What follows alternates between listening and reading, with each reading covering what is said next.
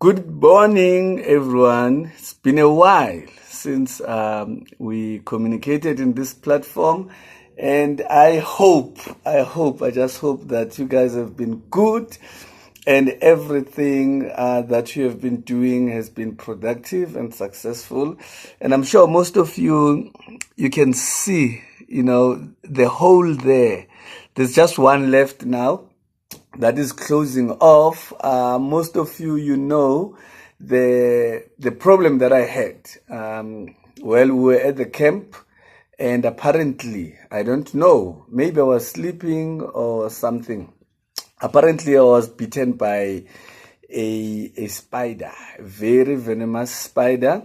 And I thank God that I'm still alive, and I thank God that no harm, happened, because apparently, from how it turned out and what came out of, the scar,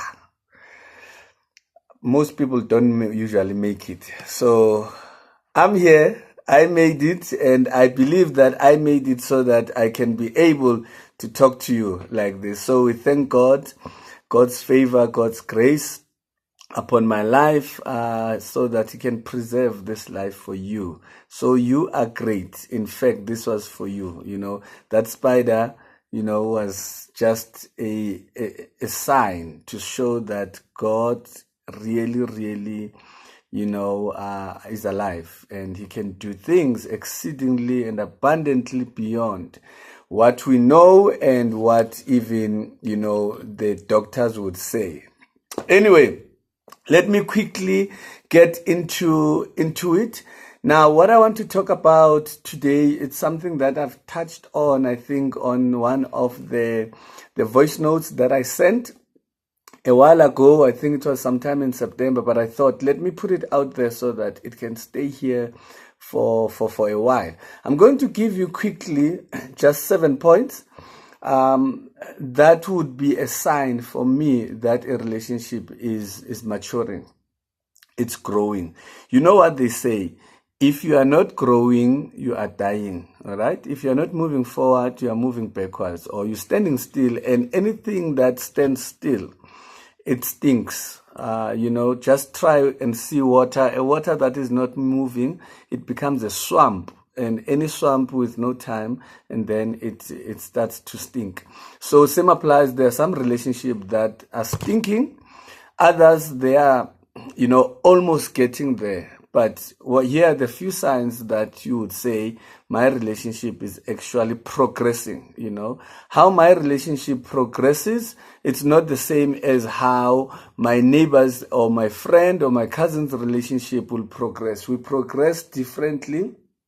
We've got different paces, so we need to acknowledge and accept that. So one of the things that you and your partner are actually maturing, it's when you guys start having your own, your own private language. When you are at a party and you start looking at each other and you are across the table or far away from each other or next to each other for that matter, and you can be able to communicate in such a way that you both understand, but no one else understands.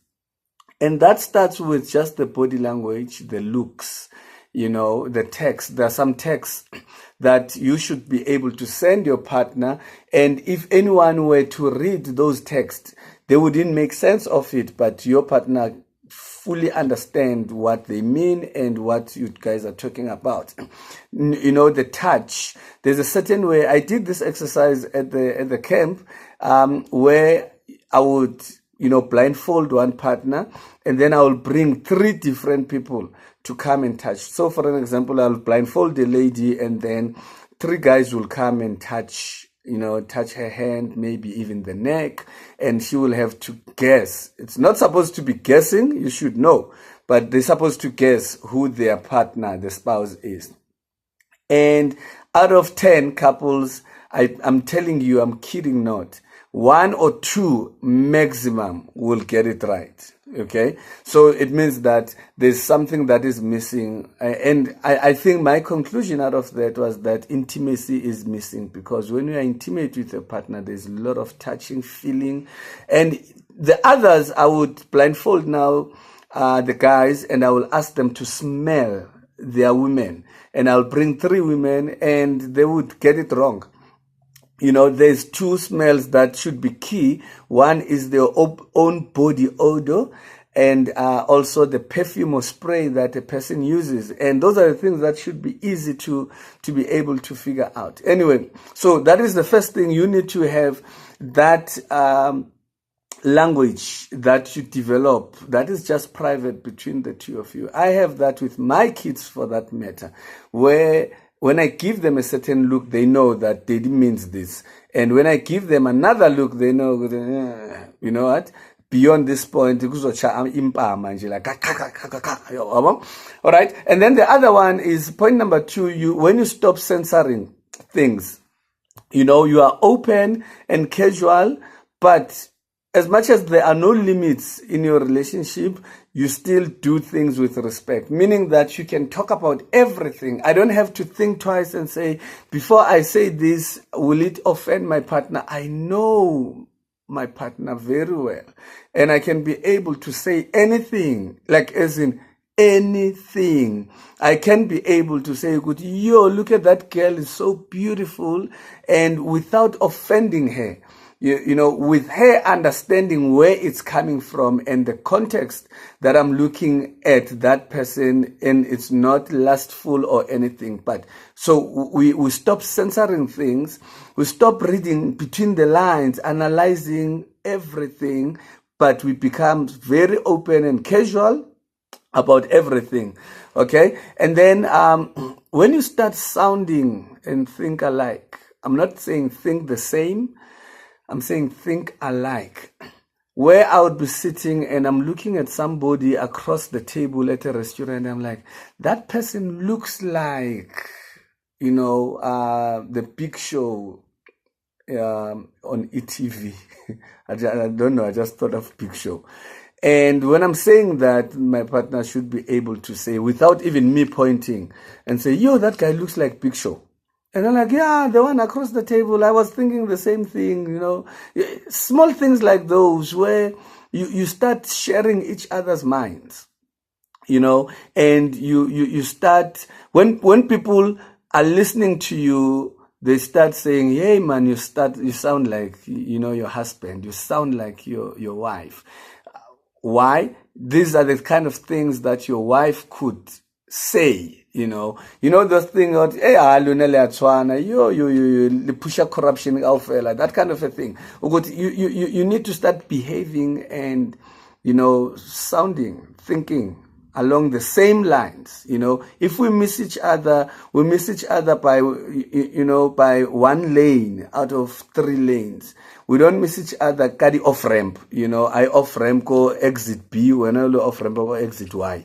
And then that becomes a bit of a problem. That shows that you guys are maturing and you are growing. And then the other thing is, most people, I normally tease them, I'm like, never marry a person only for love.